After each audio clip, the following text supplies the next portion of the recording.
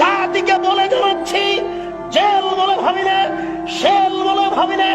যতক্ষণ পর্যন্ত দেহে শ্বাস আছে ততক্ষণ পর্যন্ত হাদিসের অনুবাদ করবো ইনশাআল্লাহ। এই দেশের মাটিতে যদি হিন্দু কথা বলতে পারে, এই দেশের মাটিতে যদি ইহুদি কথা বলতে পারে, এই দেশের মাটিতে যদি খ্রিস্টান কথা বলতে পারে, আমি আপনার এই দেশের মাটিতে হাদিসের অনুবাদ করতে পারি। আমি এই দেশের মাটিতে হাদিসের অনুবাদ করতে পারি। দেশবাসী জেনে রাখো, দেশ শ্বাস থাকাকালীন অনুবাদ করবই করব। দেহে শ্বাস থাকাকালীন অনুবাদ করবই করব। নবী বলেছেন, আলী ছাড়বে না কোনো ছবি মূর্তি, সবকে ভেঙে খান খান করে দাও। তুমি ছাড়বে না কোনো উঁচু কবর, তুমি সবকে ভেঙে সমান করে দাও। মুসলিম।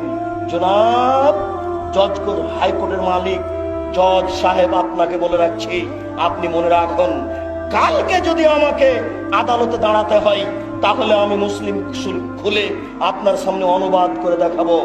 আপনার কোনো পথ থাকবে না, আপনাকে লিখতে হবে আদেশ দাতার ফাঁসি ঘোষণা করা হলো আর অনুবাদকের আজীবন জেল ঘোষণা করা হলো।